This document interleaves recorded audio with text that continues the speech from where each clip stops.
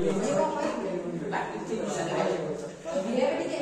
ब्रह्मं विचारसारं जगदादिनूनिना पुस्तकधारिणमवचन्द्रकारणं हस्ते स्फटिकमलिकं पद्मासनस्थितं वन्दे तं सरस्वती भगवती बुद्धिप्रदाङ्गसारदं। बन्धुगण, आज आपको गोटे सुंदर श्लोक कहबी, आपण ताहा मनोयोग शुणवे। से श्लोकटी जदि आप क्षेत्र में प्रयोग करती ताहले आपण निश्चित रूपे उत्तम मानव भाव समाज में प्रतिष्ठा लाभ करें।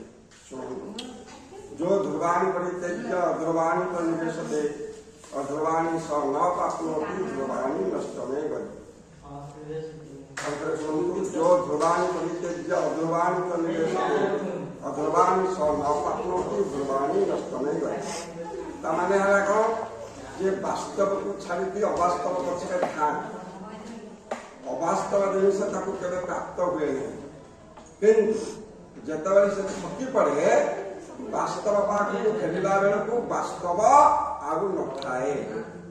मु आज आपन को गोटे छोटिया उदाहरण दे कहबी, विशेषकर पिला मानक पिला माने कौन करती बहुत पिला चिंता करती जे पाठ मोर हो नहीं केते परिश्रम करके पढ़ी मु आज ना मु पाठ पढ़ी परीक्षा समय कॉपी करी कॉपी करदेले मोर ठीक नंबर रही।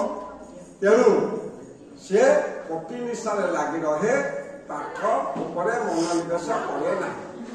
परीक्षा समय पाखापाखि हो जाए जिते से जाना पाए ए वर्ष कॉपी हम नहीं। कॉपी नहर कारण प्रत्येक सेंटर में परीक्षा केन्द्र में सीसी कैमेरा लगे, तेणु कॉपी करहब ना। से घाबरी जाए कौन करी परीक्षा अल्प दिन अच्छी सी पुणी पुनर्बार पाठ पढ़ा चिंता करे। फिर वास्तव पाठ आसे वास्तव पाख को आसला बेलू जे वास्तव आउ बेसी समय नथिबा वास्तवता तार सफलता लाभ कर पुनर्बार से अवास्तव पाख तो जापर नहीं, अवास्तवता हो पार नहीं। तेणु तार जीवनटा बर्बाद हो। तेणु परीक्षा से सफलता लाभ करे ना। परीक्षा अकृत कार्य हुए। तेणु बंधुगण, मनोयोग पूर्वक जदि आम कार्य करती ताहले कार्य सफलता करें। आम जो अवास्तव अवास्तव आमको प्राप्त हम ना। आउ जिते वास्तव फेरवा वास्तव स्थल को नष्ट हो जाए। तेणु आपण मान ये श्लोक भल लगी था।